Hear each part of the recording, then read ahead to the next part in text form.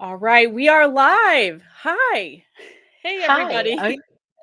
So I have a really cool intro, but I'm just not able to click it for some reason, guys. So we are already live right here on Prodigies podcast. It is 11 o'clock in Michigan. And what's it, 8 a.m. out there in California, Bella? 8 a.m., bright and sunny out here. Nice. Oh, sounds so beautiful. San Diego. So we're live on Prodigies podcast, guys. Anybody that's listening in, I'm here today. This is episode number 15, I believe. So I've had 15 full episodes over about the last year, and I'm really excited. This podcast, Bella, just for your information, I started about a year ago.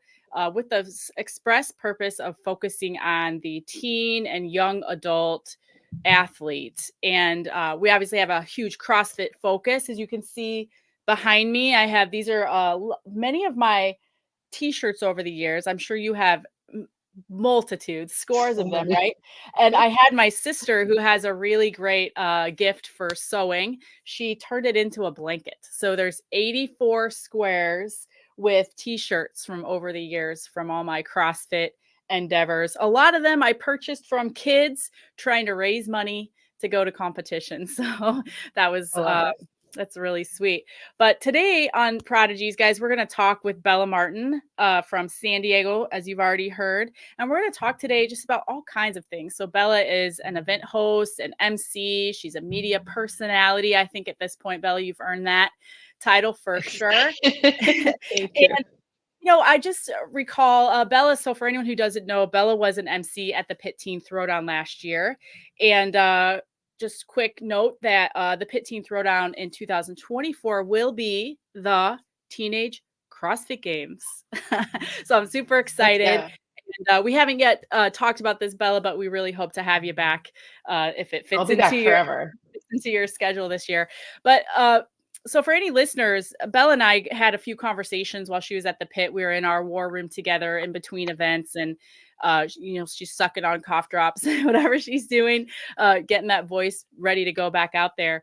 And I was just so struck by you, Bella, by some of the things that we talked about. Really, your insight into just the responsibilities that we have as event organizers, media personalities within the CrossFit space to the teens. And I really appreciated that, among many other things. But I feel like we should start really with just talking about sort of who you are. So maybe tell Sure. the listeners a little bit about yourself, where you live, what you do, a little bit about your background, and how you got into this crazy, fun, wild world of CrossFit emceeing.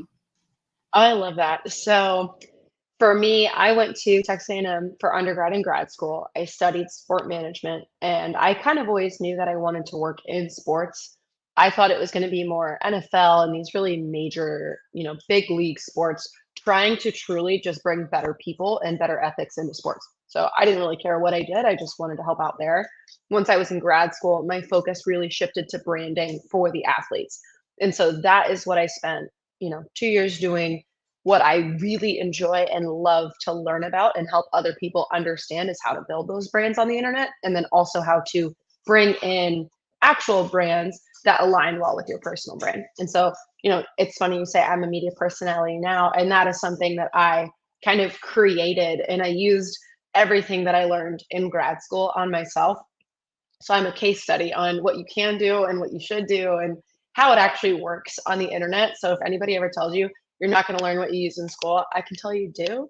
I can say that you definitely do. I haven't used any of the math that I try to learn, but for the most part, I get to do a lot of branding now. For me, doing kind of competition hosts and things like that, that was never anything that I had expected to do, that I had any desires to do, anything like that. I was coaching at a gym in Austin, and someone came up to me and said that they think I'd be good at doing competitions and hosting. I'm like, I actually really don't totally enjoy talking in front of big groups of people. Probably not. It's probably not for me.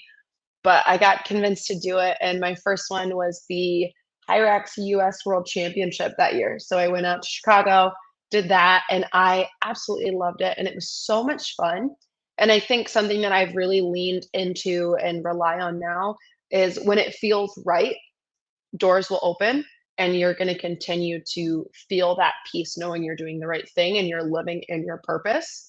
And when you're kind of always fighting and it's not working out and you're always trying to get into it and it's not working the way that you'd like it to, maybe you're trying to do the wrong thing or trying to go about it the wrong way. And so that for me, seeing all of these doors open for events and new opportunities, it's been really amazing because I truly do believe that right now I'm doing what I'm meant to be doing. And it's really fun to kind of see how that takes off.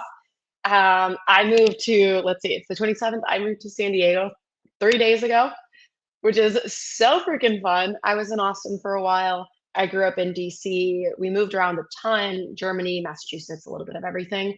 And to say that now I'm all the way over here on the other side of the country is pretty crazy, but I'm ready for another adventure. So that's a little bit about me.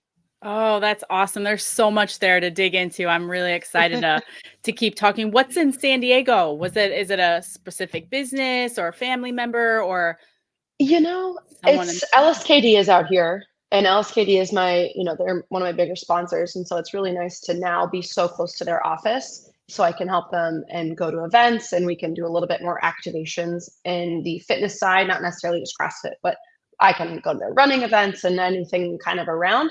So I was excited to be closer to them so I can be more involved with them and be more involved with the brand.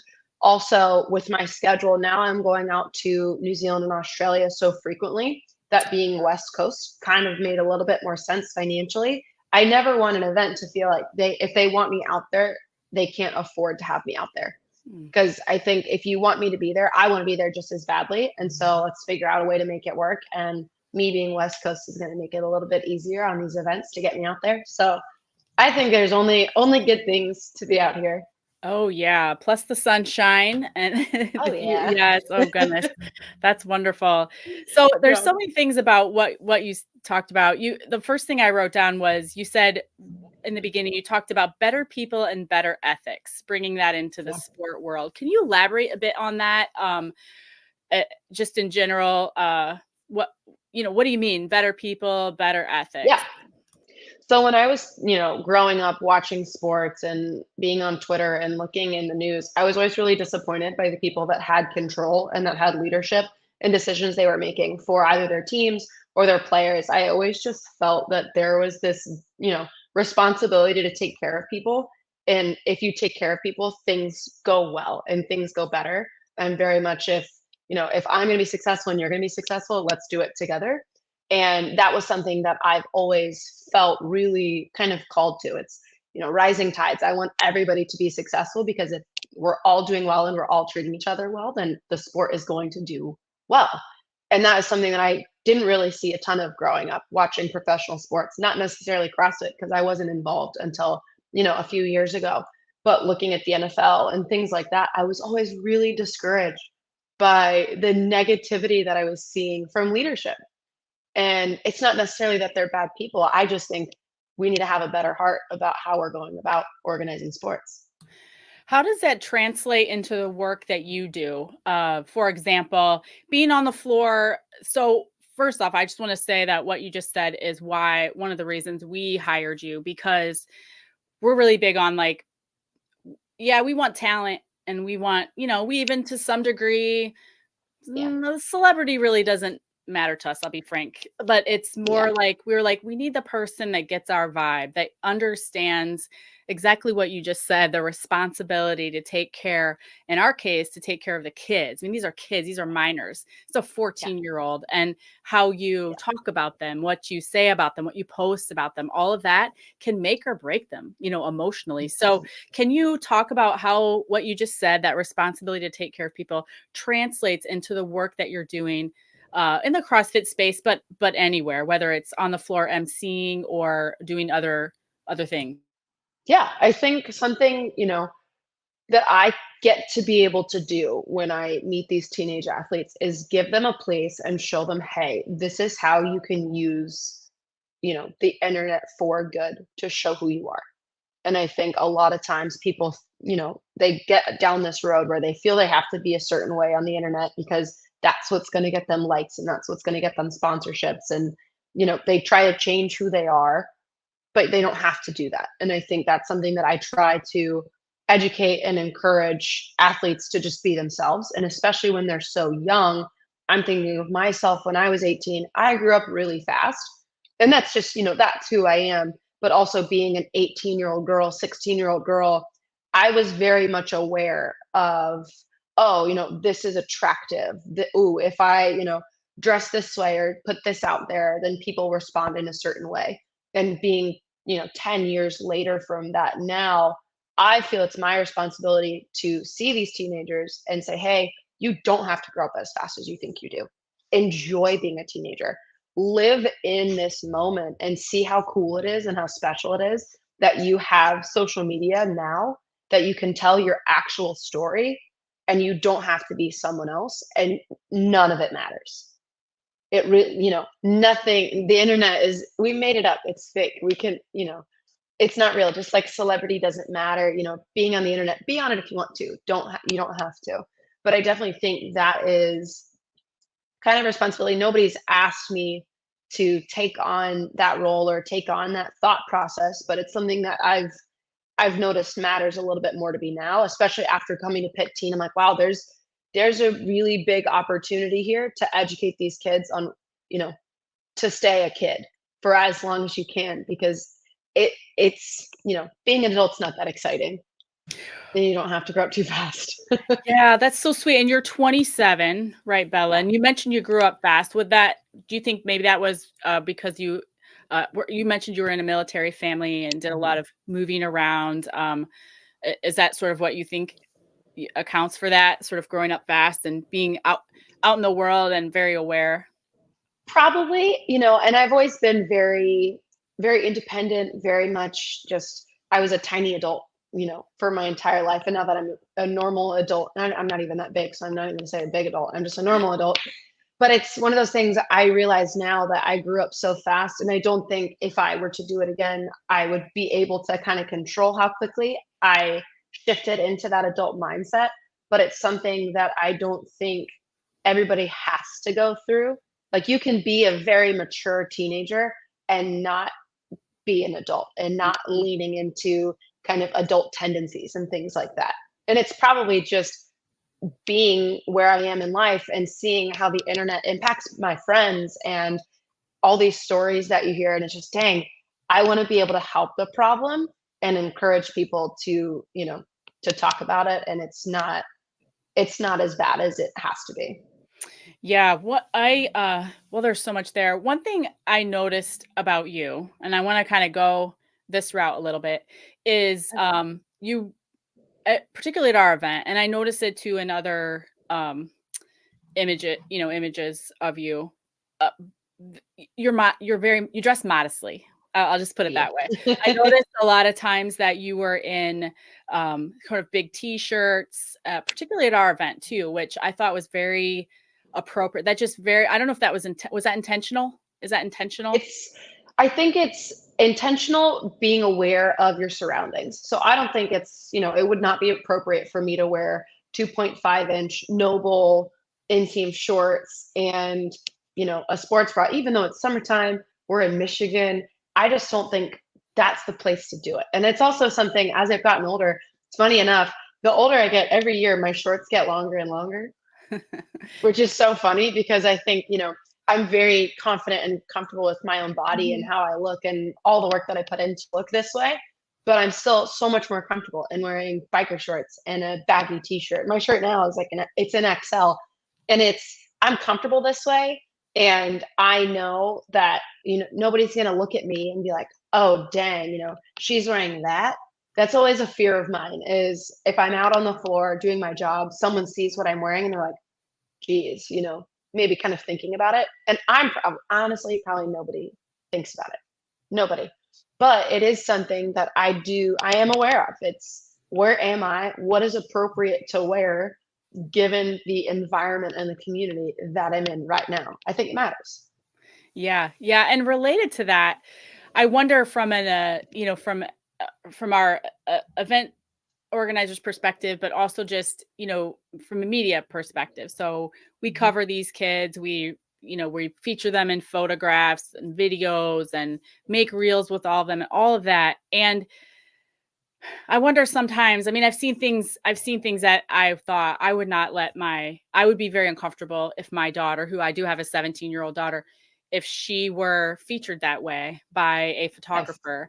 Yes. And we talked about that a little bit in the room that day. Can you talk a little bit about that, sort of like us Yeah. as, I mean, because we're the adults too, right? Like, and what is our responsibility? And by our, I mean the CrossFit community in general, whether it's coaches, media people, personalities, event organizers. What's our responsibility to these kids?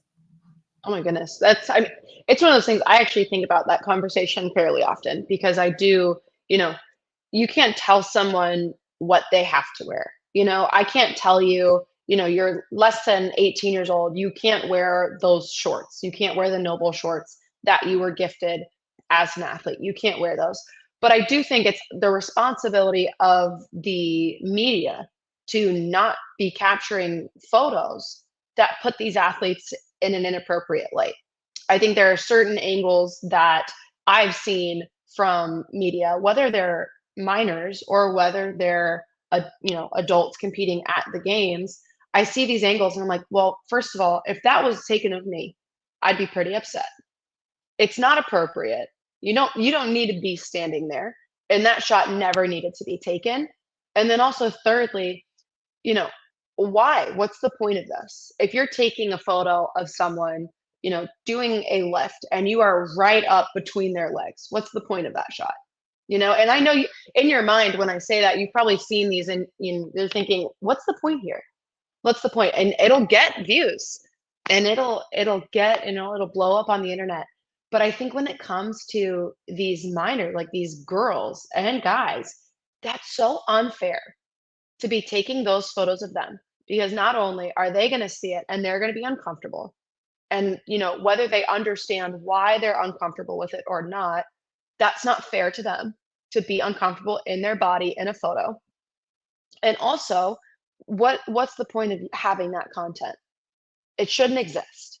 Even for the actual games athletes, I don't think a lot of these photos should be out there. And the Yeah. creators that take them, they know what they're doing and they know it's going to get them a lot of views. And that is entirely their choice. That's entirely their choice. But when it comes to taking care of the youth games, that's something that if you can control that and Mm. protect them from experiencing that, that is so unique and special because I don't want any of those girls, any of those guys to feel uncomfortable doing what they love to do or be worried that someone's going to get an inappropriate shot of them Mhm. while they're just doing fitness.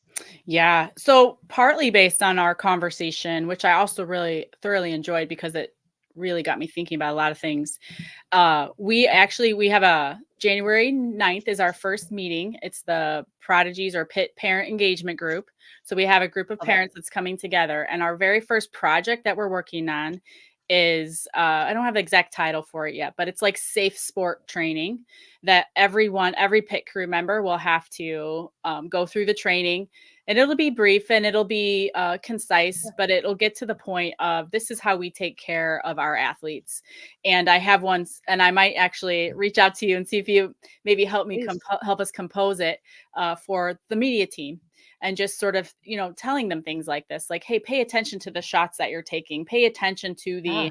the athlete who's bouncing up and down doing double unders, and you don't need to slow that down. So that, I No. mean, we all know what happens in those shots. So Right. just based on that conversation, I thought we really have a great responsibility to these kids. I want to pivot just a little bit and talk about, because I know you're very knowledgeable in this area. How do you think, and you're so being 27, so you would have grown up with a cell phone, right? Yeah. And like social media and all of those things, which I was born in 1971, so I did not have a cell phone until probably 1996, and social media was just a completely unknown concept. But I see the kids today. How much do you think that social media, maybe the pressure, you mentioned it earlier, just how many Mhm. likes you get and the internet and all of that. What kind of pressure do you think that's putting on this, I'll just say this generation. So, Yeah. the young ones, and what are some of your strategies for having them kind of, I want to say combat that, but not let it be such a great influence. And we have seen some of our young athletes, young teenage CrossFit Games athletes that have hit it big early, fizzle out Mhm. and burn out and talk about their own sort of mental health struggles. And I don't know if that's related in those specific cases, but can you speak to some of that? Anything in there? Yeah.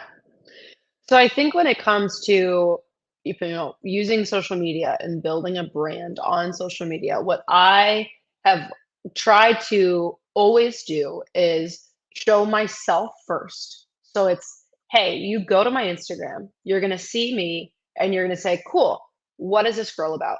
And it's not going to take you long looking at my page to understand the brands that I get to work with, the things that I get to do for fun and work, and understand, okay, cool, this is Bella. And when I'm posting, whether it's for my actual contracts that I have to post, certain amount of time. So sometimes the content looks a little bit more adsy, but I try to make it as natural as I can. But sometimes, you got to post the ad when you have to post the ad. And it's one of those things, as long as I actually like the photo that's going out there, I'm totally fine. And it's going to perform how it's going to perform. And on that, it's let it go. So you're going to use social media. If your point is to build a brand, well, figure out who you are and who you want the world to see you as, and then start posting as that. So it doesn't matter if people immediately start to flock to your page. It doesn't matter if you're getting 10 likes, 100, 100,000. The like number doesn't matter. If you're confident with what you have on the internet, that's it. That's all that matters, because then you are in the few people in this world that are not completely controlled by what others are thinking about you. And you can have a little bit of a healthier place to have fun and be on the internet. So for me, when I'm on Instagram, I'm posting, or whatever platform I'm on, I think, okay, cool. This is how I feel. This is me. And I'm happy with it. If it does well, it does well. And if it doesn't, I don't feel like I failed. I don't feel that I should take myself off the internet. I don't feel any of those negative kind of self-deprecating thoughts, because it's not that deep. I put what I wanted out there and I'm comfortable with that and I'm confident, and that's that. And I think that is one of those, it's a very difficult mindset to have about social media, because it is a numbers game. It really is. But if you can keep that perspective and stay positive about it and stay just I'm putting what I want out there, it's so much better. And the brands will see that too. And brands will actually want to work with you because they feel that natural and that organic joy and that personality. And in the long run, that's what's going to matter anyway. It's not the one-off posts that blow up. It's, can you have a consistent presence on the internet no matter what? And that's, if you're posting and you're being yourself, you will. I think when it comes to youth athletes, they've had the kind of unique opportunity to have social media for their entire lives. I think we went on social media in like 2012, 2013. So it's been 10 years. So I've learned a lot through those 10 years. But in the early years, I was very much of the, negative mindset. What do other people want me to post? What does the guy that I like want me to post on the internet?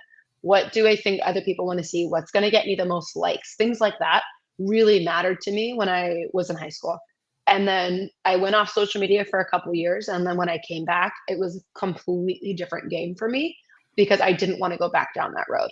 And Mhm. so, hearing teenagers that are not even out of high school hitting that as well, I know how they feel, because there's a pressure that you put on yourself because you're thinking about other people, Mhm. and you're trying to please other people when social media wasn't built for that. Instagram was built as a photo sharing platform, so you can share your photos with your friends.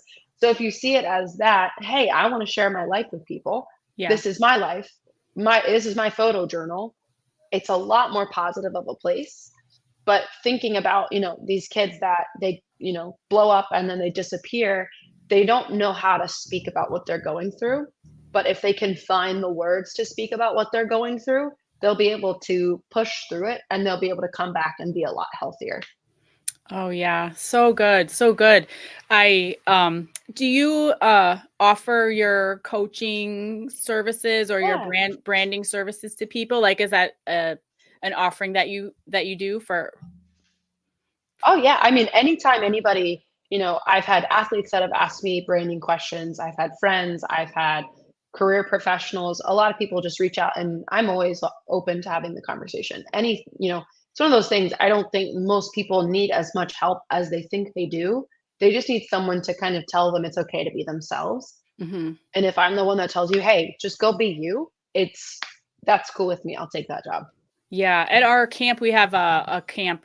Well, this will be year number 3. It's a summer camp for the kids that come for a weekend, the CrossFit kids, and it's so much fun. But I actually taught the class I called it social studies, and we talked about all of these things. And one of the things I said was exactly what you just said, which is the word authentic comes to mind.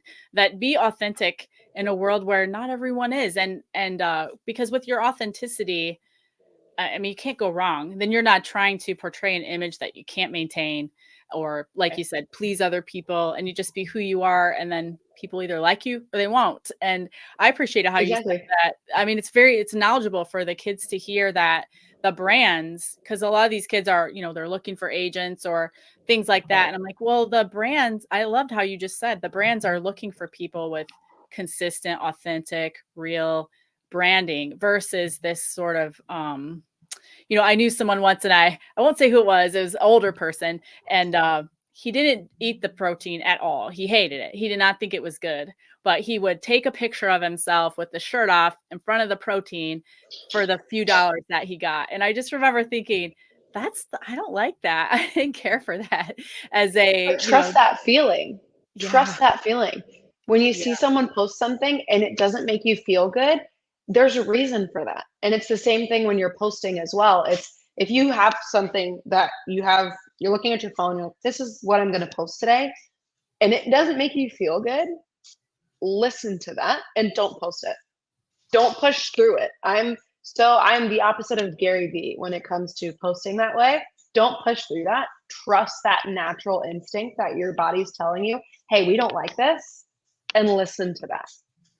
yeah. And like you said, always going back to the purpose, so if Instagram was meant to share your photos, which I mean, way back when I was in college, you had the photographer came to the sorority party or fraternity party, took the pictures, then showed up on Monday with a book. You had to flip through all the pictures, and then you had to purchase the pictures, so there was none.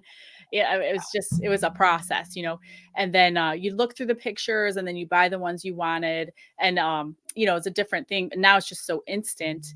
But if you kind of remember, like, what is the purpose? I know we at Pit Teen Throwdown, last year I was like, okay, Instagram is no longer just the informational place, meaning like I can send the kids an email or I can get them on a group chat. But what do we want Instagram to be? And we want it to be a storytelling space. So, and sometimes it's informational for sure. But so I thought, okay, so with storytelling in mind, then if I knew what the goal was, is my point. If you remember, like, what's the purpose of this particular medium, and what am I going to do with it? So that's such great advice for the kids.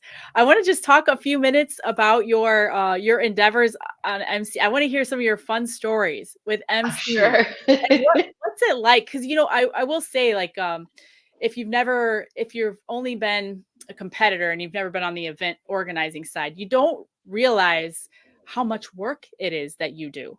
Oh, Right, yeah. you do a ton of work. And so maybe just for people that don't know, like, what's it like to MC? I mean, I think a lot of people are like, I could just pick up a microphone and talk. I'm like, oh no, you couldn't.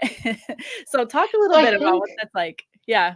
it's fun because I think, there is a lot of that, oh, I can just show up to an event and get the mic and I'm good. And there are a lot of people that do MC hosting, and that's what they do. And people enjoy their presence, and that's awesome.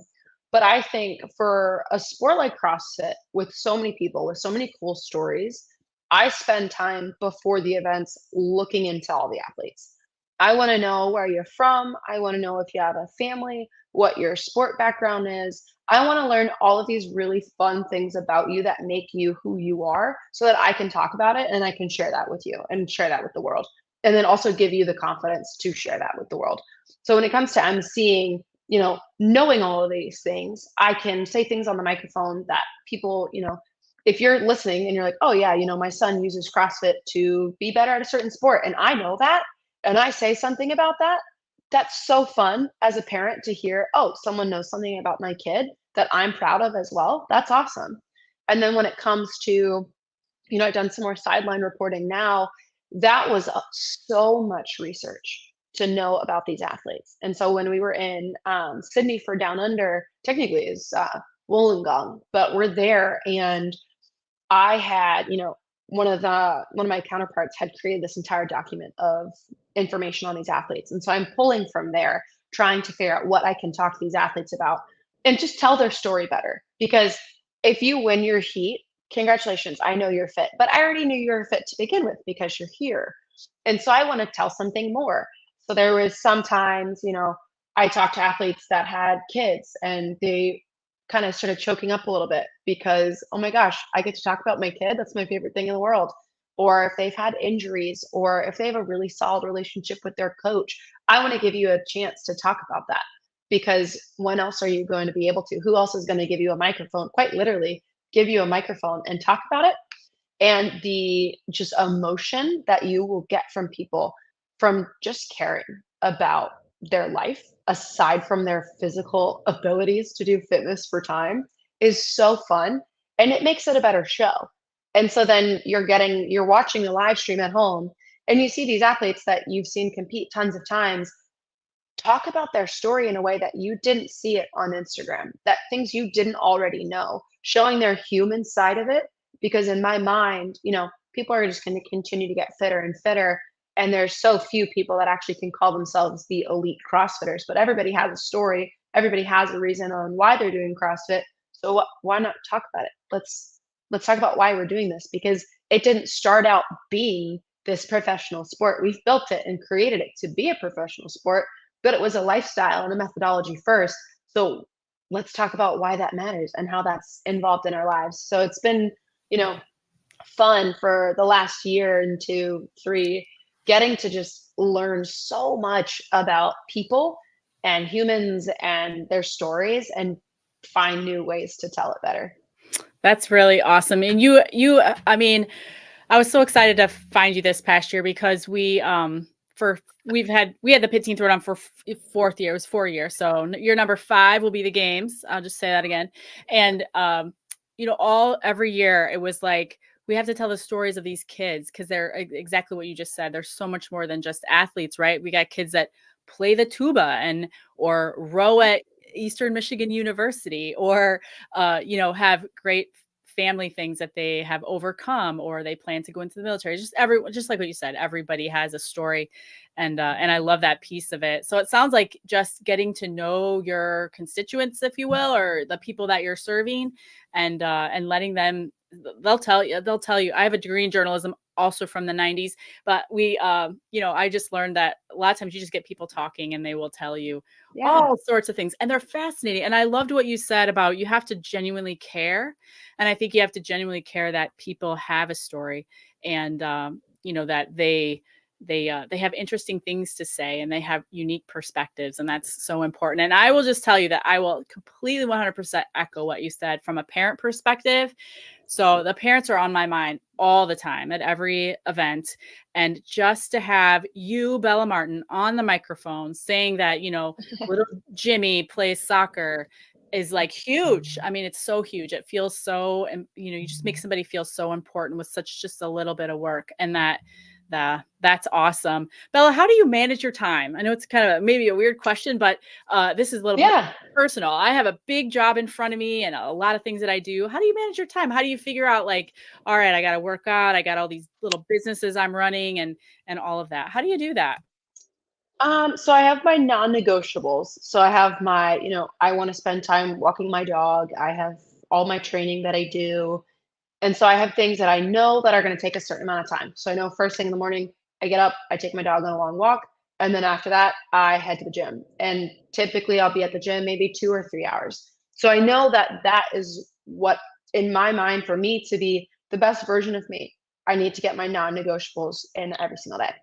So then from there, I have so much other time to be filled. And then I'm a list person. So I have, honestly, I probably have 10 of the same list on my phone, written down somewhere in my planner, things like that. I list things out and I think, okay, what needs to get done? These are, 3 to 5 things that I need to get done today because since I don't work a 9 to 5 job, my days are typically my own. So if it might look different Monday, Tuesday, Wednesday, Thursday, Friday. Every day could look different, which is really fun, but also you have to find that structure to be successful. It's these are what I've got to get done. So what I do is I just list things out and I think, okay, these are the things I'm going to get done today and I'll get them done. But sometimes, friends will want to do something or I'll have to go to an event for a brand or something like that. And that will get pushed in and then I'll figure out where I need to kind of realign my list of things that I need to get done. And I'm also very much a person that I go to bed at 9 p.m., sometimes 8. I think I was in bed at like 8 last night. And so I also prioritize sleep. I'm not someone that's going to stay up until 3 a.m. thinking this is going to get me further tomorrow. You've got the day, and when the day's over, relax, recover, take care of yourself, and then you'll start again tomorrow.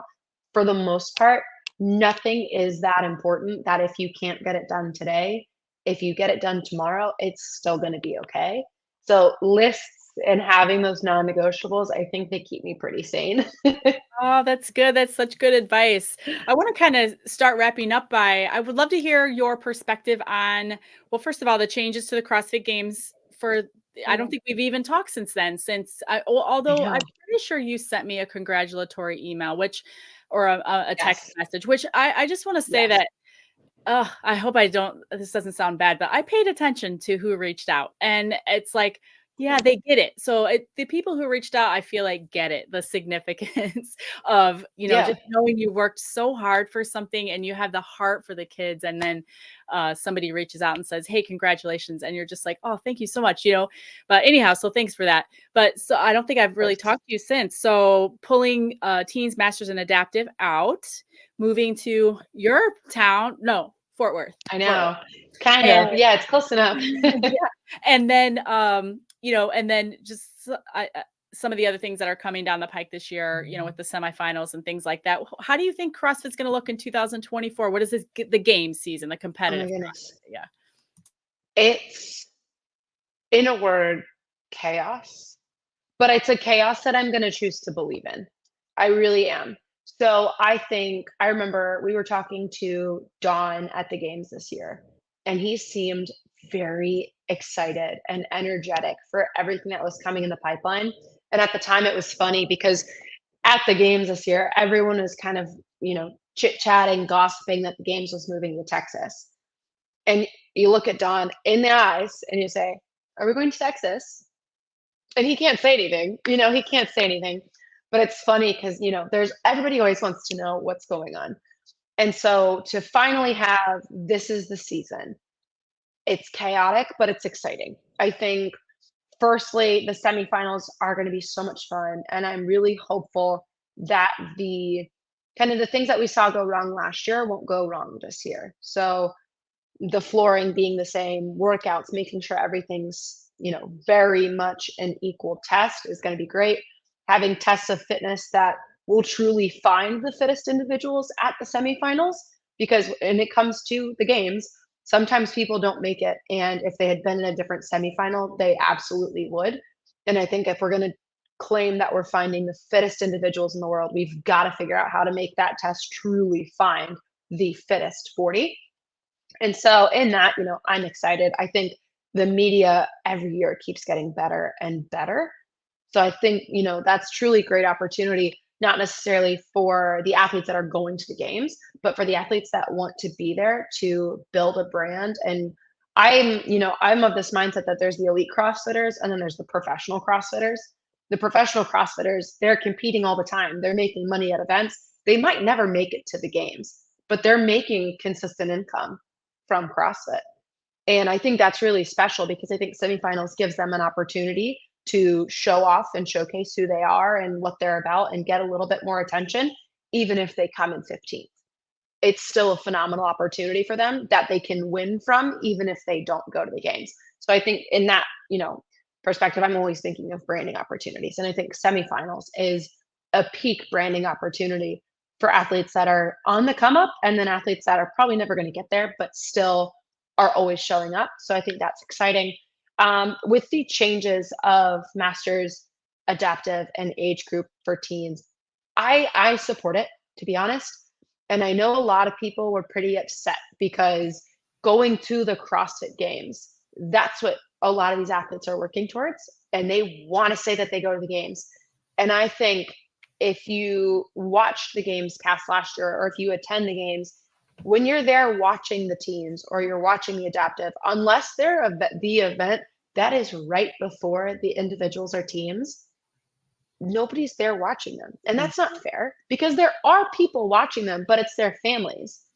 And there, I mean, I enjoy watching as much as I can, and I consume so much CrossFit content, but I think taking them out of that environment and making it completely about them is so special and so cool because every single person that'll be there wants to be there, watch them, is going to be excited that they're there, and is going to make it the best possible environment that they can.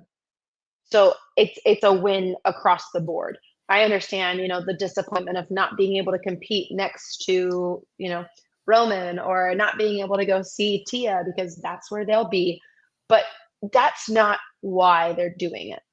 And I think if you're always thinking of, oh, well, I wish I had that, then you're missing out on why it's so exciting and special. And what you're actually getting is a better overall environment that is going to be tailored to you. And so I think CrossFit's done a good job in saying, hey, we're going to give it to the people that actually know what they're doing. And this is their passion, because CrossFit's passion isn't the teen event. CrossFit's passion isn't the adaptive event. And that's okay. Their focus is the individual and teams, but your passion, pit team passion, is the teens. Legends, MFC, Wheel Wad, that's their passion. So imploring them to do the best they possibly can and giving them the space and the resources to do it, I think that's amazing. I think what I would love to see from CrossFit, and I'm sure, you definitely know more about this than I do, but I want CrossFit to be a resource and also provide resources for Mhm. these events. Yeah. So I want them, if they're not going to be here, I want the teens to have a really sick locker room, Mhm. because that's fun. Let's give them a sick locker room where their jerseys are hung up and they get all the gear from the sponsor. That's cool. I want the equipment to be managed and taken care of. If the athletes at games are going to get the brand new Rogue barbells, I want the teams to get brand new Rogue barbells. I want it to feel, even though they're not there in Texas, I want them to know that this event is for them and that it still matters, even though that they're not in Texas. It still matters, and it's even better because I also think, as with teens specifically, I want them to be themselves and I want them to feel comfortable in their environment, and they're not going to be as comfortable surrounded by, a bunch of adults and strangers as they will be surrounded by their peers and their family. Mhm. And so I think that's why it's even better. Yeah, we so just to assure you, CrossFit has only been amazing as far as Good. reaching out and saying, not just reaching out. I mean, we're collaborative. We're in a little marriage together. I feel like Good. we took our Good. relation yeah, we took our relationship to the next level. And so Good. they have given us resources, or they will be. And definitely all the things. I've already seen the uniforms. I'll just say that. And Yes. they're pretty cool. Cool. Sick, as you Cool. young kids say. Yeah, so they're neat. And we do plan, and Cool. one of our, so if you have any advice along these lines, I would totally take it, free advice at some point. But we Yeah. have the unique opportunity because people came to us because of the pit, right? They love the pit. They love the venue and all of that. And that in CrossFit, reached out to us and they said, we don't want you to lose that. We're trying to Yeah. recreate what Madison was like in Michigan. Um, but at the same time, we recognize that we are taking it to that next level and making sure that these kids get all those, boxes checked as far as just an amazing experience. But at the same Yeah. time, part of our brand has always been kind of this homegrown, bit hometown, kind of like, well, you were at the pit. It's kind of dirty and I dusty. And love yeah, it. yeah, we are all just kicking around in our new tennis shoes and just kind of Yeah. hanging out together at the pit. So we don't ever want to lose that heart of it, but also step it up to that games level experience. And I think CrossFit maybe next week or the week after is going to release the actual dates of everything as far as our 3 events, but because of the timing, it's very likely that some of those individual and team game athletes that will be in Fort Worth will be able to come to Michigan. So when Yeah. I actually put somebody in place right away. His name's Adam Paulson. He was Paige Powers' coach. He coached several CrossFit Games athletes from Michigan, teenagers, and he's an athlete development coordinator. And he's working on a mentorship program with Games athletes and all that. So the kids are going to get those needs met. I feel like even in, dare I say, maybe better ways than in the Yeah. past. So we plan to definitely uh, collaborate and do a lot with them so that they get just an experience, like as you said, that is completely focused on them. And lastly, Bella, what about you? Have you? I know the all the dates and all that for semis just came out recently. Are you already on the books for any of those big events? I am, and I can't say it yet, but there's a plan in the works that will kind of. I don't have a travel bug. I truly, I'm not this person that has this desire to go see the world, but 2024 will be another time that I get to go see parts of the world I haven't seen yet. Okay, okay. Well, I'm gonna text you when we're done Yeah. because I want you to put us Yeah. on your calendar if you Of course. No, it's already there. if you at all can. I love you Yes, guys. I'd say we just kind of wrap up now because I know yeah, you're getting on with your day out there in California. I wonder, and this is kind of a big question, but if you had to sum up 1 or 2 pieces of just wisdom for picture your 14 to 17-year-old athletes. So we're going to have 120 of them for the games. We're going to have more in the collegiate. We are having a collegiate division, and we are also Yeah. having a pit team throwdown for so the other kids because we don't want to miss them. So these Yeah. young kids are just getting into CrossFit. And I love how you said you kind of made a distinction between the elite athlete and the professional athlete. And so it's safe to say that these kids are elite athletes. Some Mhm. of them will go on to be professional athletes. Yeah. Just kind of sum up just a couple pieces of just quick advice from 27-year-old, very wise for her years, Bella. I think when it comes to doing a sport and especially doing CrossFit, you're going to come to a time where it might not be what you want to do. And that's entirely okay. That's okay. Go do something else. Find the things that bring you joy through movement. So for me, I grew up swimming and I still absolutely love swimming. But there was a time in my life where I didn't want to get in a pool. I didn't want to look at a pool. It brought me no joy. But the joy that I have now because I get to swim again, it's worth it to me. And so I think when it comes to CrossFit for young 14 to 17-year-olds, if it's not what you want to do, that's okay. Go find a new way to move.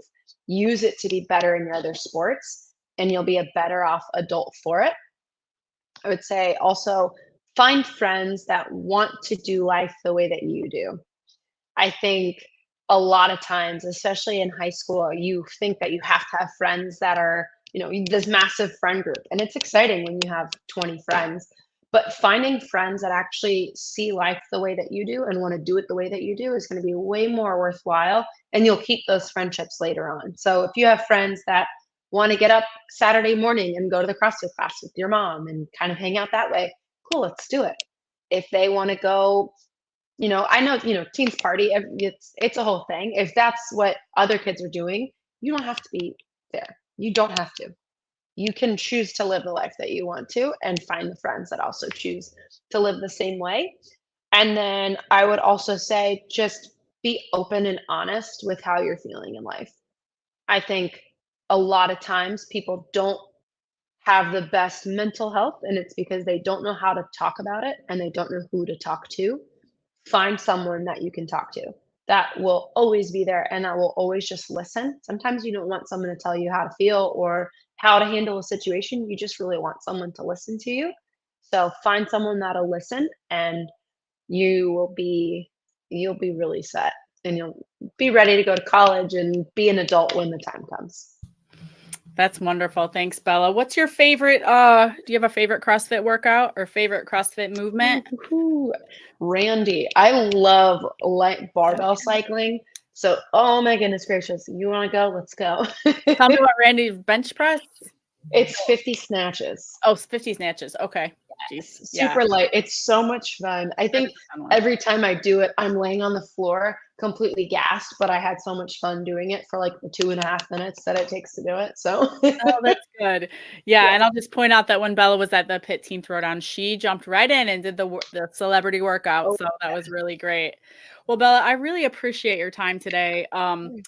Yeah, we've been talking, and I could go on and on. I have so many more questions, and I know we'll touch base again on probably on several fronts. So I have questions about parents, kind of Oh, like I yeah. would love to see like a guide for parents. Like that's something I've been wanting to do a lot with. So we'll be working on that over this next year.